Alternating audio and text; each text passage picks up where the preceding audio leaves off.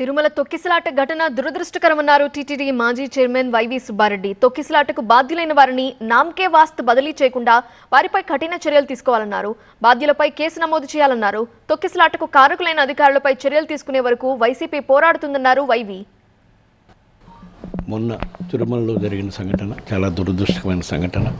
తప్పకుండా ఈ ప్రభుత్వానికి చిత్తశుద్ధి ఉంటే ఆ సంఘటనకి బాధ్యులైన అధికారులు ఏ స్థాయిలో ఉన్నా సరే వాళ్ళ మీద కేసులు పెట్టి దానికి ఏ మేరకు అవసరమైతే ఆ మేరకు వాళ్ళ మీద చర్యలు తీసుకోవాల్సిన అవసరం ఉంది. ఎందుకంటే చాలా ఘోరమైన సంఘటన జరిగింది తిరుమల తిరుపతి దేవస్థాన హిస్టరీలో. ఇది ఇంతవరకు ఎప్పుడూ జరగలేదు. దీని నుంచి బాధ్యులైన వాళ్ళపై చర్యలు తీసుకోవాల్సిన అవసరం ఉంది. ఇప్పటికే వారం రోజులు అయింది ఇన్సిడెంట్ జరిగి కూడా. ఇప్పటికీ ఏదో నామకా వస్తే వాళ్ళని ట్రాన్స్ఫర్లు చేస్తున్నారు, కానీ బాధ్యులైన వాళ్ళని ఎక్కడా కూడా చర్యలు తీసుకుని దక్కలేదు. తక్షణమే ప్రభుత్వం స్పందించి చర్యలు తీసుకోవాల్సిన అవసరం ఉంది. లేని పక్షంలో మేము వైఎస్ఆర్ కాంగ్రెస్ పార్టీ తరఫున వాళ్ళని ఎవరైతే బాధ్యులని భావిస్తున్నారో వాళ్ళపై కేసులు పెట్టి న్యాయస్థానం ద్వారా కేసులు పెట్టే కార్యక్రమం కూడా చేస్తామని చెప్పి సందర్భంగా తెలియజేసుకుంటాం.